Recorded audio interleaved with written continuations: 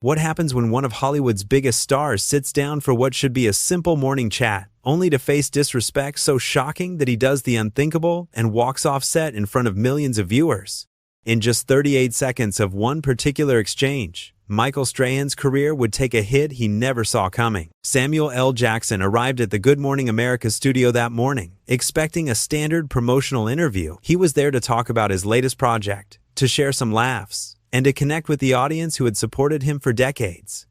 What he got instead was something completely different. The interview started normally enough. Samuel sat down on the bright yellow couch, surrounded by the panel. Michael Strahan sat directly across from him, with Robin Roberts to his left and George Stephanopoulos on the far end. The cameras were rolling, the studio audience was ready, and everything seemed fine. Michael started with the first question. "So, Samuel, great to have you here. Let's jump right in. Your new movie, it's got a lot of action, a lot of explosions. At your age, how much longer can you really keep doing these physical roles?" The studio went quiet. Robin's smile faltered. George shifted uncomfortably in his seat. Samuel paused, his expression changing from friendly to guarded in an instant. "My age?" Samuel repeated, his voice calm but with an edge that anyone could hear.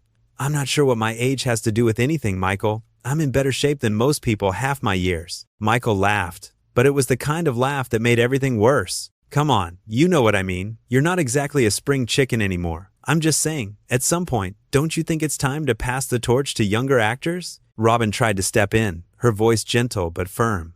"Michael, I think what we're trying to ask is more about how Samuel maintains his incredible energy and dedication to his craft." But Michael wasn't backing down. He leaned forward, that same condescending smile still on his face. "No, Robin, I'm asking a real question here. Samuel's been doing this for what, 40 years? 50? At what point do you look in the mirror and say, maybe it's time to retire?" Samuel's jaw tightened. You could see it in his eyes. This wasn't just an awkward question anymore. This was disrespectful. This was crossing a line that shouldn't be crossed. "First of all," Samuel said, his voice measured and controlled, "I've been acting professionally for over 4 decades, yes, and in that time, I've built a career based on talent, dedication, and respect for the craft. Something you might want to learn about before you sit in that chair and question someone's value based on how old they are." The audience gasped. Some people started murmuring. George looked like he wanted to crawl under the desk, but Michael, incredibly, kept going. "Whoa, whoa, whoa," Michael said, throwing his hands up like he was the victim. "I'm just asking questions here. Isn't that what journalists do? Or are you too sensitive to handle a little honest conversation?" Robin shook her head, clearly frustrated. "Michael, that's not fair. Samuel is our guest, and he deserves respect." "I'm giving him respect," Michael shot back. "I'm treating him like an adult who can handle tough questions. Maybe that's the problem. Maybe people have been treating him with kid gloves for so long that he can't handle real talk anymore." Samuel stood up, not quickly, not in a huff, but slowly, deliberately. He unclipped his microphone with steady hands, his face a mask of controlled anger. "Real talk," Samuel said, his voice quiet but powerful. "You want real talk? Here's some real talk for you, Michael. Real journalists don't ambush their guests. Real journalists don't use their platform to belittle people. And real professionals know the difference between asking tough questions and just being disrespectful." Michael scoffed. "Oh, here we go. The celebrity can't handle a little pushback, so he's going to throw a tantrum and leave. Real mature, Samuel, real mature." George finally spoke up, his voice urgent. "Michael, stop. Just stop." But the damage was done. Samuel placed his microphone on the coffee table, the small thud echoing through the now silent studio. "You know what the sad part is?" Samuel continued, looking directly at Michael. "I came here today excited to talk about a project I'm passionate about. I came here to connect with people who've supported me throughout my career. But instead, I get ambushed by someone who clearly has some kind of agenda." Robin stood up, reaching out toward Samuel.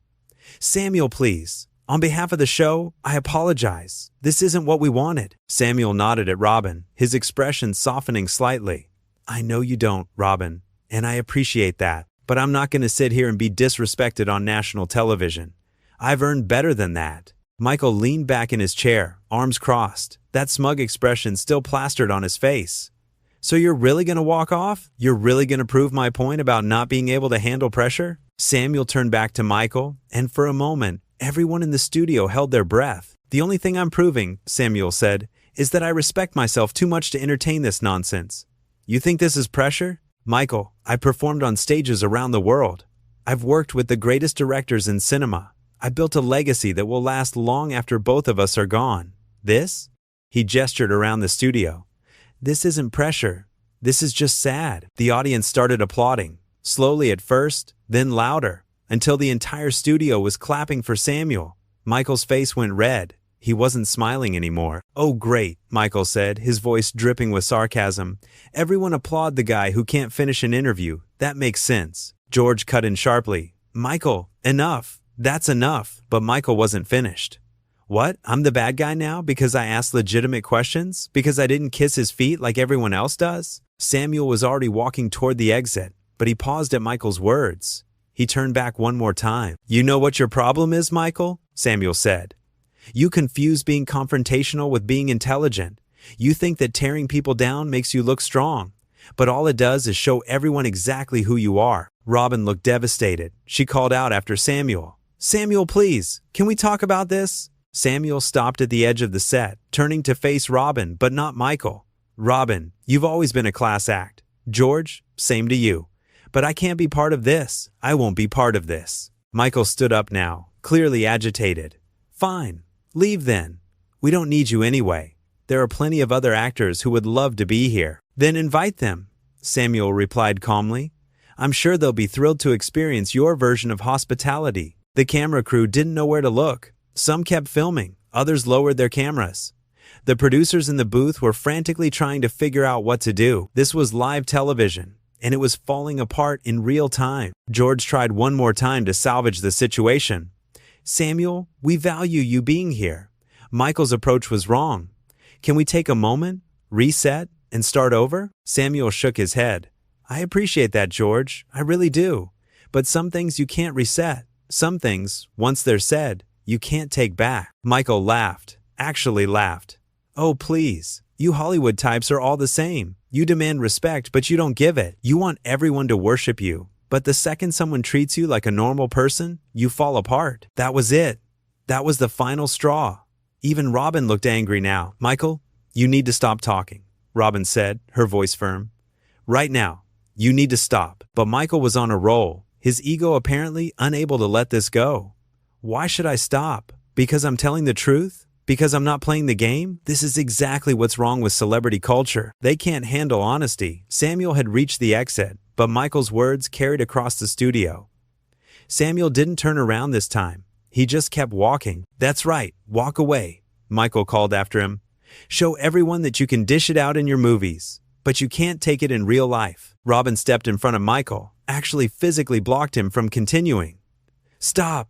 Just stop, Michael. You're making this worse. The audience had gone completely silent now. The applause had died down, and people were just watching in shock as one of the most awkward television moments in recent memory unfolded before them. George stood up and addressed the camera directly. We're going to take a quick break. We'll be right back. But before they could cut to commercial, Michael had to get one more word in. We don't need to take a break. Let's keep going.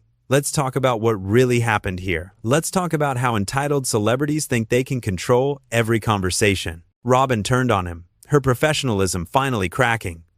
Michael, what is wrong with you? Why are you doing this? Michael looked genuinely confused, like he couldn't understand why everyone was upset with him.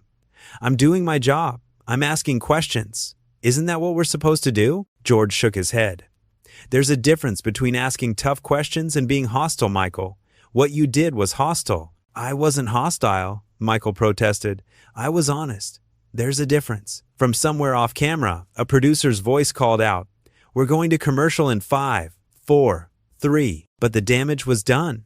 Samuel L. Jackson had walked off the set of Good Morning America. One of the biggest movie stars in the world had been disrespected so thoroughly, so publicly, that he chose to leave rather than continue the interview. As the show cut to commercial, Michael sat back down, still looking defiant.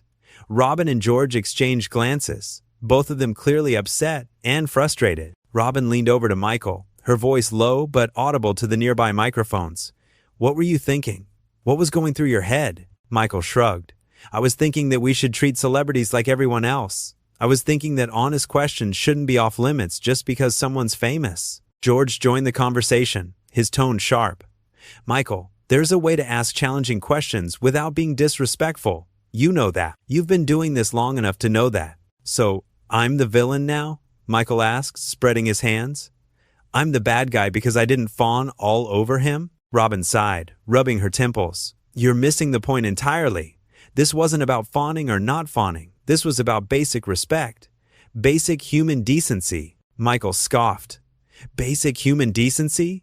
He's the one who walked off. He's the one who couldn't handle a conversation." The commercial break was almost over. The producers were signaling for everyone to get ready, but the tension on set was thick enough to cut with a knife. George looked directly at Michael. "When we come back, you're not speaking. Robin and I will handle the rest of the show. You're done for today." Michael's eyes widened. "You're benching me? On my own show?" "It's not your show," Robin corrected quietly. "It's our show, all of ours. And right now, you need to sit there and be quiet." The cameras came back on. Robin and George smiled professionally at the lens, but anyone watching could see the strain behind their eyes. Robin spoke first, her voice warm but measured. "Welcome back. As you can see, we've had an unexpected turn of events this morning. Samuel L. Jackson has left the interview, and we want to address that." George nodded. "We at Good Morning America pride ourselves on respectful, engaging conversations with our guests. What happened this morning fell short of that standard, and for that, we apologize to Samuel and to our viewers." Michael sat between them, silent, his jaw clenched tight. You could see the anger in his posture, the frustration in his eyes. But true to George's word, he didn't speak. Robin continued. "Samuel L. Jackson is not just a talented actor. He's a professional who has given decades to his craft and has earned respect from his peers and audiences worldwide. He deserved better today." The rest of the show continued, but it was awkward. Every segment felt forced. Every smile felt fake. The energy that usually carried Good Morning America through its broadcast was gone, replaced by an uncomfortable tension that viewers at home could feel through their screen. During the cooking segment, the chef seemed nervous, as if afraid he might accidentally set Michael off. During the weather report, the meteorologist kept his updates shorter than usual, getting in and out as quickly as possible. Through it all, Michael sat there, silent but seething. At one point, during a commercial break, he stood up and walked off the set without a word. Robin and George didn't stop him. They just looked at each other, exhausted and frustrated. When Michael returned before they went back on air, he slumped into his chair without making eye contact with anyone. The final segments of the show dragged on, each minute feeling like an hour. Finally, mercifully, they reached the end of the broadcast. Robin delivered the closing remarks, thanking viewers for watching and promising a great show tomorrow. George added his own goodbye, his smile not quite reaching his eyes. And just like that, it was over. The cameras stopped rolling, the lights dimmed slightly, and the studio audience began to file out, whispering among themselves about what they had just witnessed. Michael immediately stood and walked toward his dressing room, ignoring the producers who tried to flag him down. Robin watched him go, shaking her head slowly. "What a disaster," she said quietly to George. George nodded. "I've never seen anything like that. Not in all my years doing this." The crew began breaking down the set, but everyone was moving slowly, still processing what had happened. People whispered in small groups, replaying the moment when Samuel stood up, when Michael kept pushing, when everything fell apart. In his dressing room, Michael paced back and forth, his phone already blowing up with messages, calls, and notifications. But he didn't look at it. He just paced, muttering to himself about unfair treatment and oversensitivity. Meanwhile, Samuel L. Jackson had already left the building. He walked out the front door, got into his waiting car, and drove away without looking back. He didn't release a statement. He didn't tweet about it. He simply left, his dignity intact, his point made. The clip of the confrontation hit social media within minutes. People who had been watching live started sharing their reactions, their shock, their support for Samuel. The hashtag started trending immediately, with thousands of people weighing in on what they had just seen. Some defended Michael, saying he was just doing his job, asking tough questions that needed to be asked. But the vast majority sided with Samuel. They saw what everyone in that studio had seen: disrespect, entitlement, an ego that had gotten completely out of control. Back at the studio, emergency meetings were being called. Producers, executives, network representatives, all scrambling to figure out how to handle the fallout. This wasn't just an awkward interview. This was a public relations nightmare unfolding in real time. Robin sat in her dressing room, replaying the interview in her mind. She thought about all the times she could have stepped in more forcefully, all the moments when she could have shut Michael down before things got so bad. She felt responsible, even though she knew, logically, that Michael's behavior was his own choice. George was in a similar state, sitting at his desk with his head in his hands. He had worked too hard, for too long, to build the reputation of Good Morning America. And in the span of one interview, he had watched that reputation take a serious hit. The thing about live television is that you can't take anything back.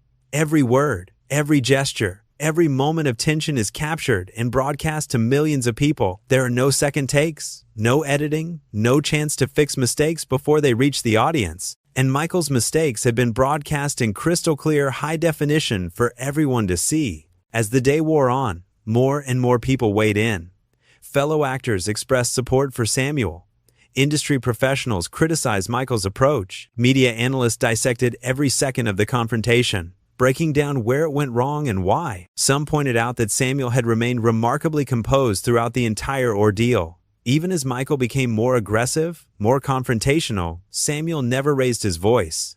He never resorted to insults. He simply stated his boundaries, and when those boundaries were not respected, he left. That, many argued, was the mark of true professionalism. Knowing when to walk away, knowing that some battles aren't worth fighting, especially when the other person has no interest in having a real conversation. Others focused on Michael's behavior, questioning what could have possessed him to treat a guest, any guest, with such blatant disrespect. Was it ego? Was it a misguided attempt to seem tough or edgy? Was there some personal animosity that viewers weren't aware of? Whatever the reason, the result was the same. Samuel L. Jackson had walked off Good Morning America, and the entire television industry was talking about it. In the days that would follow, there would be statements and apologies and damage control. But none of that matters for this story. What matters is what happened in that studio, in those few explosive minutes when a simple interview turned into a